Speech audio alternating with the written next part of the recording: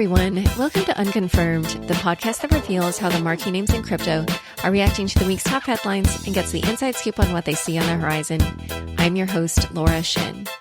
Crypto.law, aka Kelman Law, is a New York law firm run by some of the first lawyers to enter crypto in 2013 with expertise in litigation, dispute resolution, and anti-money laundering.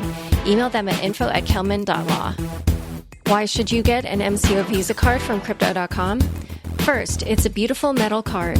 You can top up the card with crypto and spend anywhere Visa is accepted. You also get up to 5% back on all spending. You know they'll pay for your Spotify and Netflix too? You'll love the unlimited airport lounge access and interbank exchange rates if you travel a lot. eToro is one of the largest trading platforms in the world, with over $1 trillion in trading volume on the platform per year. U.S. customers can trade the most popular crypto assets with transparent fees. Create an account today at eToro.com. That's ETORO.com. Today's guest is Noelle Acheson, Director of Research at CoinDesk. Welcome, Noelle. Hi, Laura. Thanks for having me. I just realized that this is the second week in a row that I've had someone on from CoinDesk. Last week's guest was Brady Dale. There's just so much going on. There's just so much going on. Yes. And I should also disclose that CoinDesk has been a sponsor of my podcasts.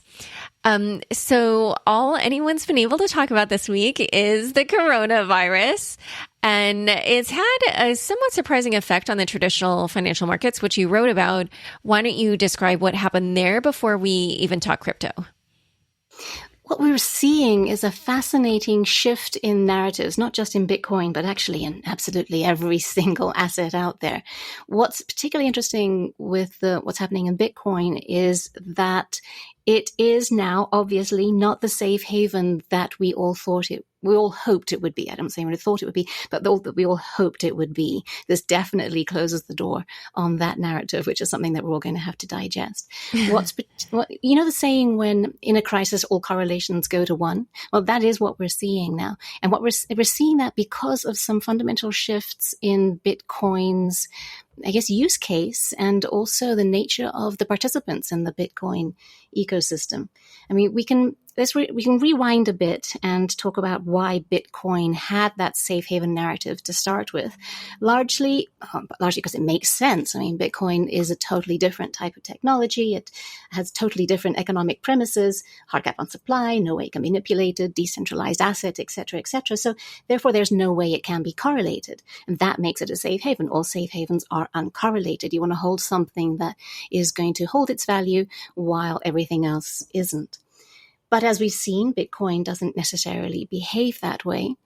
We all wanted it to, though. So we wanted Bitcoin to be the alternative, the thing that was totally outside of the system and did not react like everything else did. So we started spreading the word. People started paying attention to Bitcoin. The market infrastructure started developing. Institutional investors started putting it in their portfolios as an uncorrelated asset, which the numbers do show some lack of correlation that backs it up. Then the traders started coming in. The traders are there for volatility. They don't really care about the premise very much. I mean, I'm sure many of them do, but mainly they're there to make money on the volatility. They love the volatility. That has changed the very nature of Bitcoin's behavior. Volatility is one thing that detracts from the safe haven narrative. You can't really have a safe haven that is volatile. Another thing that detracts from the safe haven narrative is the risk of regulation. We know that Bitcoin will continue whatever happens, and we know that there's no way to stop it. But if a major economic center decided to clamp down, decided to ban it even, while Bitcoin would continue, it would certainly have a different economic outlook. It would not have perhaps the value profile that it has today. So traders are betting on that. They're betting on the volatility that hinges on all of these factors going on. And they therefore will trade Bitcoin along with all of the other assets that respond to volatility. And especially when things get really crazy like they have this week, Bitcoin is going to react like all the other asset classes. And as we've seen today, I mean, it's a massive fall today. They're heading south. Well, one thing that interested me about what you said is you said the regulatory risk. And I actually feel like in recent weeks, there's been kind of more hope on that horizon with obviously the Indian Supreme Court overturning the ban on Bitcoin there. And then now we see that South Korea is kind of bringing that into its regulatory regime. So what are the risks still when it comes to regulation with Bitcoin? I should caveat that with saying I don't think there is a huge regulatory risk. I personally don't think that there is. It doesn't make any sense because most of the economic centers are smart enough to realize that it's a fairly futile endeavor. However, weird things can happen, and there is an outside risk that a big ban could come down. Say the United States decides to do something crazy like that. It's not totally out of the question. Very, very unlikely, I would like to say. I personally believe that the regulatory risk is diminishing. I personally believe that we are going to see greater adoption going forward in various economic centers of the world. And I personally believe that the regulatory moves that we're seeing in very important economic centers are going to help consolidate Bitcoin's eventual use or eventual status as a safe haven. We're just a long way from that yet. Right now, the market moves are dominated by traders who are in it for profit. That's what traders do. And we wanted that. We actually wanted that liquidity for Bitcoin. The greater the liquidity, the greater the likelihood that the institutional investors, remember that big wall of institutional money we used to talk about? The greater the likelihood that the institutional investors will come in. So in a way, we built this house that is now crumbling down around us. The market structure has evolved to favor traders. I mean, high frequency trading is a big thing now. Leverage is a very important feature of the market, but that does exacerbate the swings. I don't know if you've seen just the liquidations on BitMEX this morning. That is going to make Bitcoin even more volatile, which makes it even less of a safe haven in the short term, makes it even more attractive to traders, which can become a self-perpetuating loop. Except for the major shifts in regulation that you pointed out that we are seeing and what could potentially end up being very significant economic centers for Bitcoin development. And so, you've talked about how you feel like this is kind of the situation now, but that over the long term, things could change. So what does that picture look like for Bitcoin, and how does that change happen?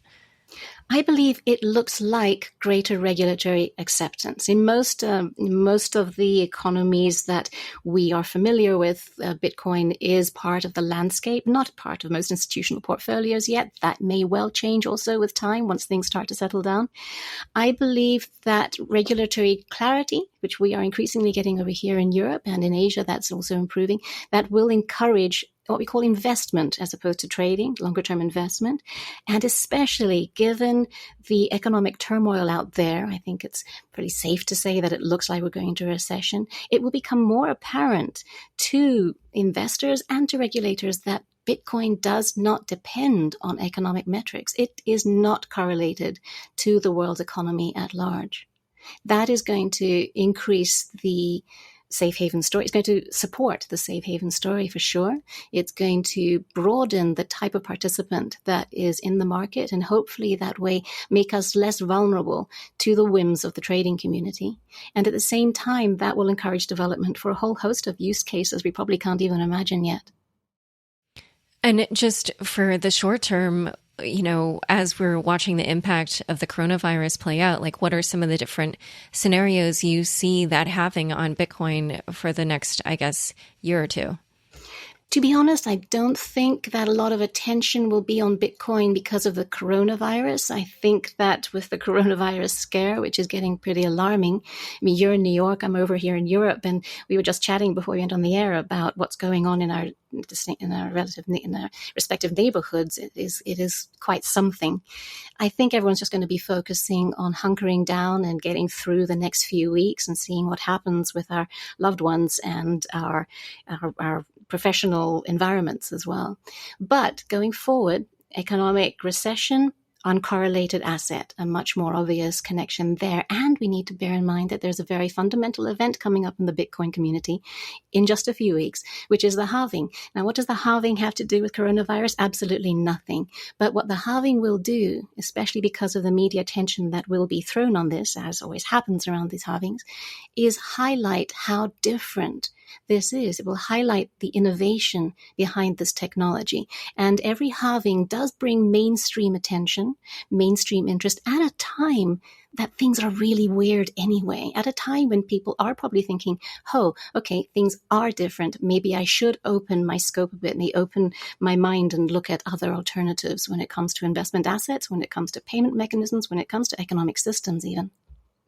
All right, we're going to dive a little bit more into the impact of the Bitcoin halving on Bitcoin amidst the coronavirus in a second. But first, a quick word from the sponsors who make this show possible. Are you interested in getting into the cryptocurrency markets but don't know where to start building your portfolio? eToro has the answer for you. It's called CopyTrader by eToro. With CopyTrader, you can automatically copy every trade of eToro's top crypto traders at the exact price in real time. No need to study up on markets or develop your own strategies. Simply sign up and copy the trader of your choice. Any profits they make, you do too, proportional to your investment. With eToro, you get access to the world's most popular cryptocurrencies with transparent trading fees, all in one easy-to-use app. Copy the smart money with eToro. Join now at eToro.com. That's eToro.com. Why should you get an MCO Visa card from Crypto.com? First, it's a beautiful metal card. You can top up the card with crypto and spend anywhere Visa is accepted. You also get up to 5% back on all spending. You know they'll pay for your Spotify and Netflix too. You'll love the unlimited airport lounge access and interbank exchange rates if you travel a lot. There are so many cool perks loaded in one card. Download the Crypto.com app now. Back to my conversation with Noelle Acheson. So in terms of the halving, though, because we've seen that the coronavirus has had such a negative impact on the price of Bitcoin, what does that mean for the survival of miners at that time? It is worrying what's going on with miners at the moment. And we have been looking at figures recently that show that they have been investing heavily in equipment. They've been also selling down their inventories in the light of the recent slump to be able to continue to cover costs. So yes, it is worrying. However, if there is a big shakeout in the miner community, that will affect the hash rate. The economics will then bring other miners in as mining becomes profitable again because of the lower costs involved. And it will self-correct. Of course, all of this is supposition. This is how Bitcoin was designed to work. It probably hasn't had the kind of test that it's having today, but it has had many tests before. I mean, the fall that we've seen so far today is not the worst fall that Bitcoin has had. I think it's something like the 6th or 7th worst. The others were obviously it's the worst since 2013, but there have been much deeper crises to the network and Bitcoin has survived. I personally am convinced that it will survive this. The miner economics is something we should keep an eye on. But most miners these days, anyway, are professionals. They're businesses and they're in it for the long term.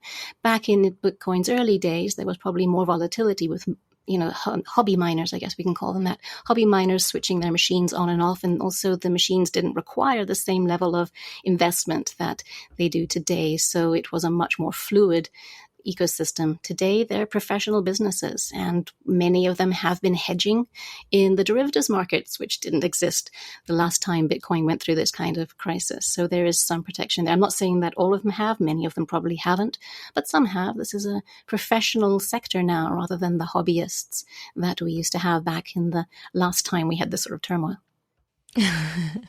That is true. That is true, which is good. But I do feel like this was not a scenario that many of them may have accounted for. I think before going to record, I saw the price was kind of in this $6,000 range, which obviously is quite a bit lower than I think a lot of people were expecting. So one other thing that I wanted to ask you about was you had written about some other factors and how that would affect Bitcoin. Like you talked about the impact of the coronavirus on supply chains and political uncertainty and inflation, and felt that in the long run that the things like this could result in a different impact on Bitcoin. So what do you see happening with that? I I look at Bitcoin in the macro context often, partly because it's a very fascinating exercise to do, but also partly because it's what traditional investors are going to be doing. How does Bitcoin fit into the macro context? This, of course, was before things really got crazy when it made sense to do that. Right now, there's no such thing as context, really, is there? But the role of Bitcoin in the macro context is going to change as the macro context changes.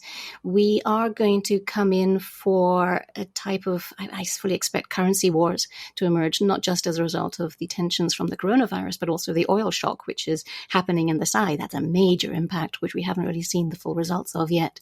Currency wars are going to shed light on the manipulations of central banks. They're also going to introduce perhaps some inflation, which was probably going to be coming in anyhow because of the retreat, the unwinding of globalization due to the constriction of supply chains triggered by the coronavirus. Although it's probably worth pointing out that the globalization, the unwinding started even before the coronavirus became a massive scare through tariffs and populism and borders being higher walls being erected at borders, I should say.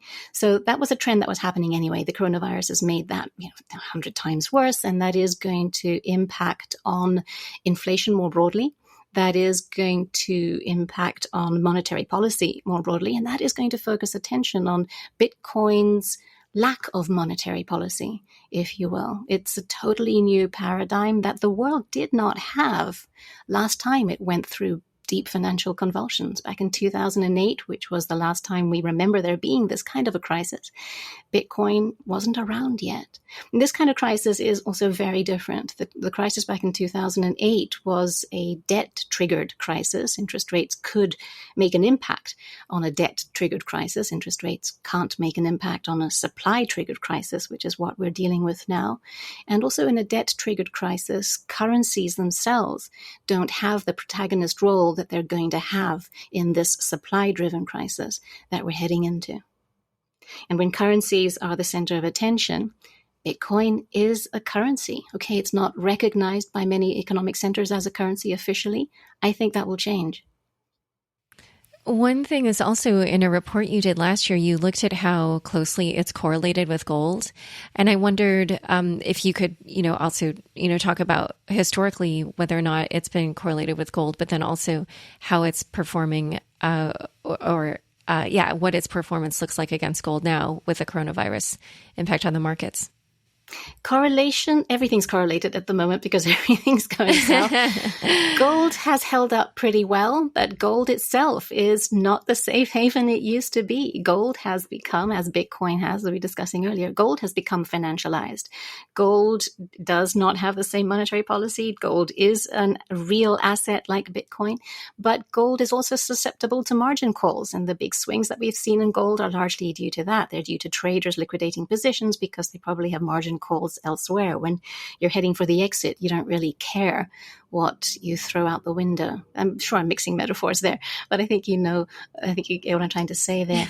I also, and there's a confession I'll make to you, I'm skeptical of correlation figures generally. I mean, correlations can be calculated in many different ways, and depending on how you frame the figures, you can get one result or another. Statisticians have a wonderful saying, which I love, which is if you torture numbers long enough, they'll tell you anything that you want them to.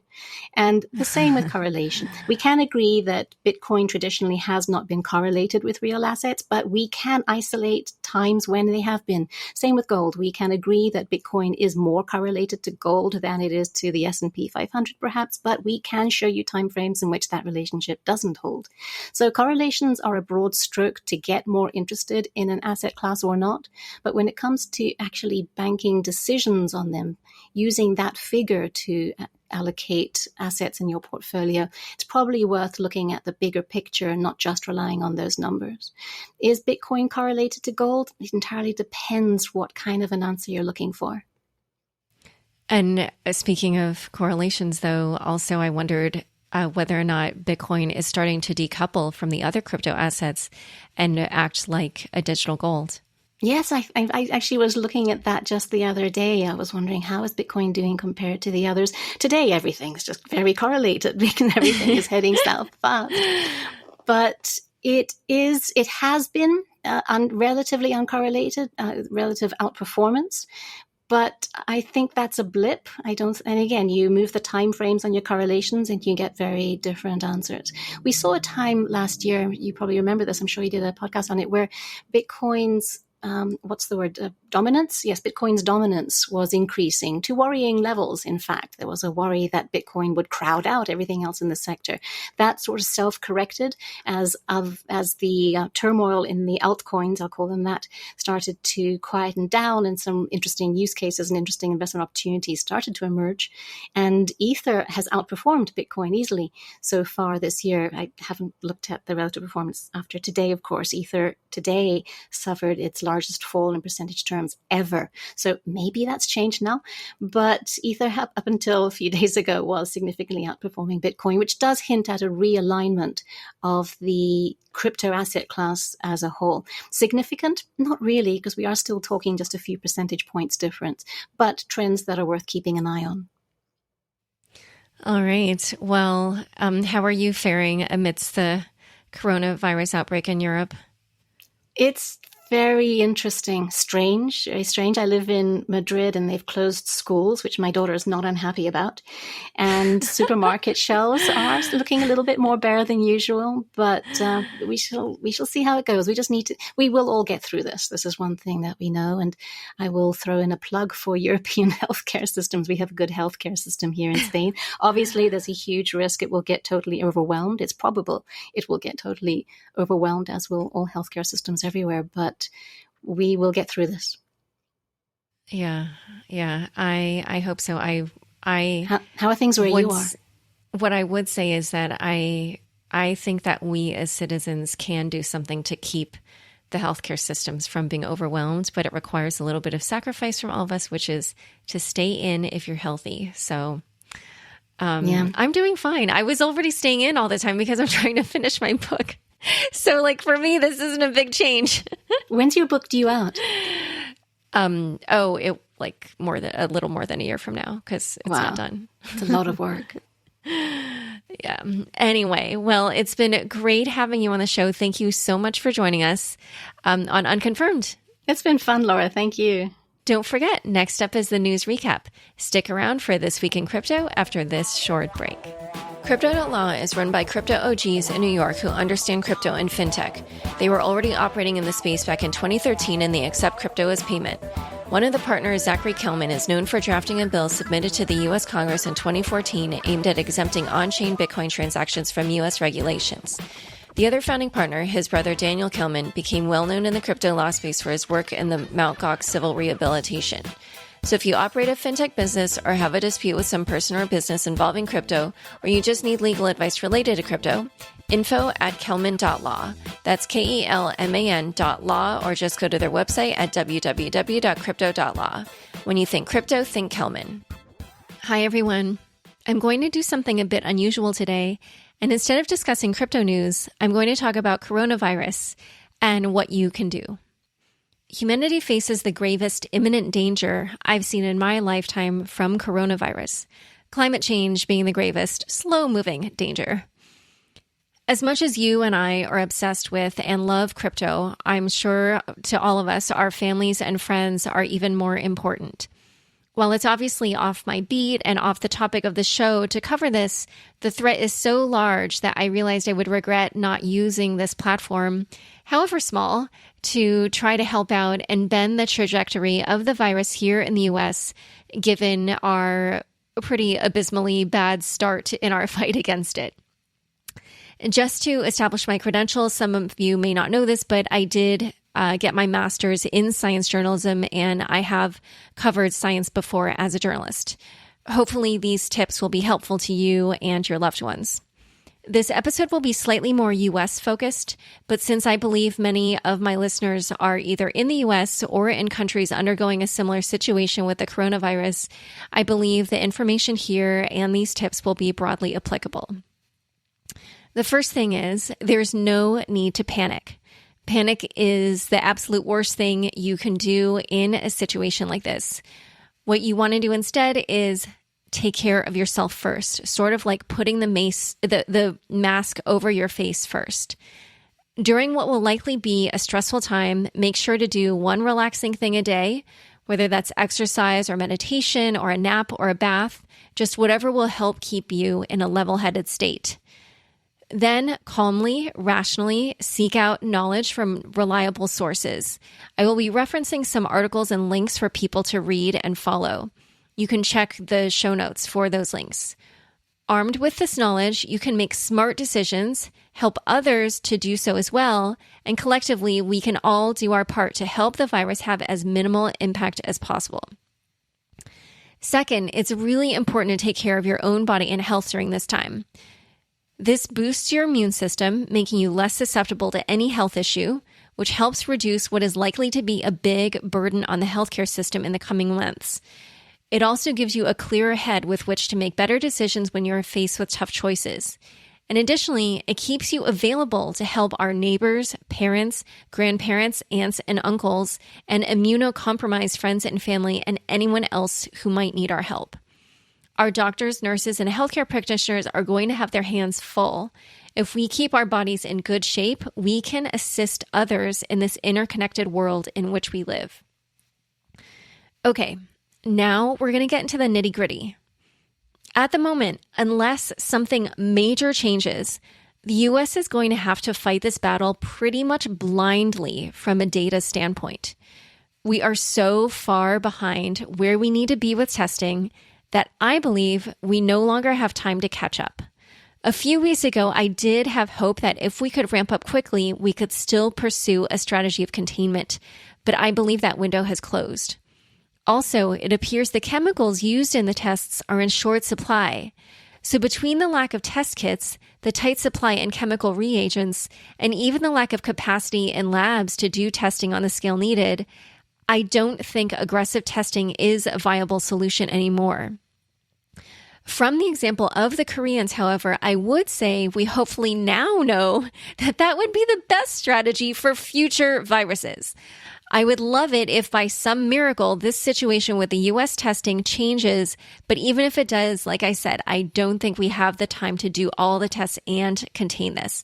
The virus is already brewing in a big way, and we're going to see the effects of the current spread sometime soon, as there's a lag between infection and illness.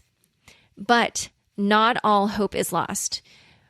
We still have another data point that can help us, which is what I believe is the number one most important metric to focus on, the guideline to use when making all our choices from now on. As far as I can tell, what determines whether or not a society suffers tremendously from the coronavirus or minimally is how burdened our healthcare systems become.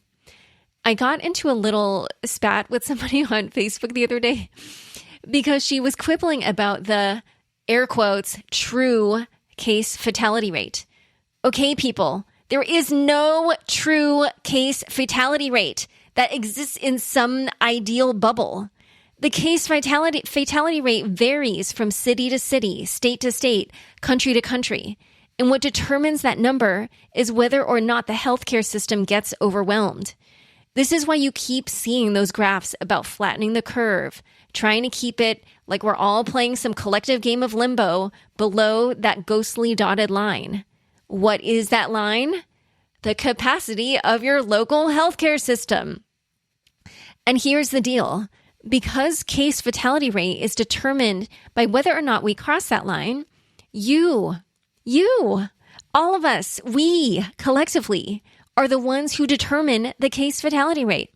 Literally every choice we make pushes that number up or down. We can take control of this virus by our collective actions and decisions. Now, back to the dotted line. The unfortunate thing is that in the U.S., our dotted line, or dotted lines, as this really goes state by state, is lower than in other places. First, not everyone in our population is insured, so we will already have many more people getting sick from the coronavirus but not getting tested, and therefore spreading it to others. Second, even the insured may have financial reasons not to get tested, with the same result, that they'll get sick and pass it on to others. Just before recording this, House Representative Katie Porter did secure a promise from the director of the CDC, Dr. Robert Redfield, that he will authorize free coronavirus testing for all Americans. I hope he follows through. But as I mentioned, I'm not sure how much that will help us now. So here's the other thing about that dotted line.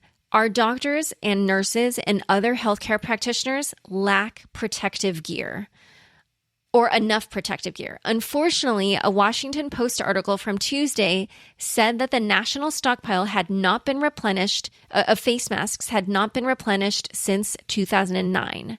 Quote, the Department of Health and Human Services said last week that the stockpile has about 12 million N95 respirators and 30 million surgical masks, a scant 1% of the estimated 3.5 billion masks the nation would need in a severe pandemic. Another 5 million N95 masks in the stockpile are expired. This means that we may see a larger percentage of our healthcare workers fall ill and have to be quarantined. So the number of doctors, nurses, etc. that we have to take care of those who do fall ill will likely not stay at current headcounts. This is also why I do urge people not to hoard face masks. Leave them for our healthcare workers. There is a shortage in supply due to manufacturing and supply chain issues being interrupted in China. Obviously, if you become sick with coronavirus, you absolutely should wear a mask. But until then, you have other means to protect yourself, whereas our healthcare workers do not. And they are one of our most important lines of defense against the virus. If you or any of your loved ones does catch the virus or has any other health issue in the coming months, wouldn't you rather deal with a doctor or nurse who had as many masks as they needed at their disposal? The other thing to understand about how crucial this healthcare system capacity line is and how quickly coronavirus can overtake it is that the healthcare system in Lombardy, where the Italian coronavirus outbreak began, has a rating from the OECD of 9.9 out of 10. 9.9 out of 10. That's like the Simone Biles of healthcare systems. I will put a link to this in the show notes, but I checked around for how various U.S. states stack up, and nowhere in the U.S. comes even close to a 9.9 amongst the states I checked. New York is at a 6.8, California 7.1, Illinois 5.0, Texas 4.8, Washington State, where they've seen the earliest outbreak, is 6.1, and Washington, D.C., 2.0. Mississippi, 0.6. Our health system capacity in the U.S. is much, much lower than Lombardy's for all the reasons I laid out above. We have much less margin for error, which leads me to my next point.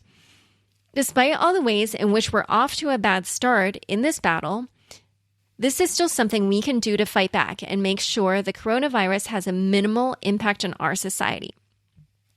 In any way you can, in every way you can, start social distancing. And because we have basically run out of time, start now. Start today. This power lies in your hands. Anytime you have a choice about whether or not to go out, stay home. We individually have the power to bend that curve downward to a level that will not overwhelm our hospitals and frontline healthcare workers. The sad fact of the matter is that here in the U.S., our leaders have failed us miserably. But now is not the time to focus on that. We citizens are smarter and more capable than they are, and we, by our actions, can take control and fight back this virus. And the answer to that is simple. Stay in. Do not spread this to others because you can spread it asymptomatically before you even get sick. Even if you never get sick, you can spread it to many other people. And if you are in a position of leadership where you can make that decision for others, absolutely do so, and as soon as you can. One note, the cost of staying home will be different for some than others. For this reason, the government should compensate those who take a financial hit for the collective good. If I have any government officials listening to my show, I hope you can see that that cost would be dwarfed by the financial cost of letting the virus ravage as many lives as it would without your intervention. By paying a small price now, you stave off a much bigger and worse price in the future. The coronavirus is here, so no matter what, we will pay a price. The only question is whether the price will be in human lives or in financial aid. So, to sum up, don't despair. Take care of yourself, number one. Stay informed and do your best to help out the people on the front lines, the doctors, nurses, and other healthcare workers who will take care of our friends, family, and ourselves if we fall sick or need to go to the hospital for any reason, whether it's the coronavirus or something else during this time. This is the most important thing we can do right now to keep the coronavirus from being as big a tragedy as it has been in Wuhan or Italy. We can do our best now to bend the curve to be more like Korea or Taiwan. Though our leaders have failed us, we have power in our hands. Make the right choice. Anytime you have the ability, stay in. If we beat this back, we can all go celebrate afterward. I'm going to leave you with a final few words, which are some selections from a really, really great must-read essay in Newsweek by a doctor that they say is in Western Europe. They say that she asked to remain anonymous because she has not been authorized to speak to the press. But this is just a really well-done essay. I urge you to read the whole thing. I'm just going to read some parts. She starts by saying that in Italy, they kept schools open in the beginning. They kept going to the office. They kept traveling. Then she says, quote, "Fast forward 2 months and we are drowning. Here's how it looks in practice. Most of my childhood friends are now doctors working in North Italy. In Milan and Bergamo and Padua, they are having to choose between intubating a 40-year-old with 2 kids, a 40-year-old who is fit and healthy with no comorbidities, and a 6-year-old with high blood pressure because they don't have enough beds. In the hallway, meanwhile, there are another 15 people waiting who are already hardly breathing and need oxygen. The army is trying to bring some of them to other regions with helicopters, but it's not enough. The flow is just too much. Too many people are getting sick at the same time." 40, think about that. Then she says, until we're past the peak, the only solution is to impose social restrictions. And if your government is hesitating, these restrictions are up to you. Stay put. Do not travel. Cancel that family reunion, the promotion party, and the big night out. This really sucks, but these are special times. Don't take risks. Do not go to places where you are more than 20 people in the same room. It's not safe and it's not worth it. I urge you to read the entire essay. I've linked to it in the show notes. Stay healthy, everyone. Stay inside in your home. Stay safe. Let's all work together for our collective good. It's a little weird to read the show credits right now, but I will do that. To learn more about Noelle Acheson and CoinDesk, be sure to check out the links in the show notes of your podcast player. If you enjoy these news recaps, okay, today's wasn't a news recap, but there will be a lot of links in the newsletter. Sign up for The Real Deal, the weekly newsletter I publish every Friday. Some of you have asked me for the links to the stories I mentioned on the show, and now you can get them delivered right to your inbox. Go to unchainedpodcast.com right now to sign up. Unconfirmed is produced by me, Laura Shin, with help from Factual Recording, Anthony Yoon, Daniel Nuss, Josh Durham, and the team at CLK Transcription. Thanks for listening.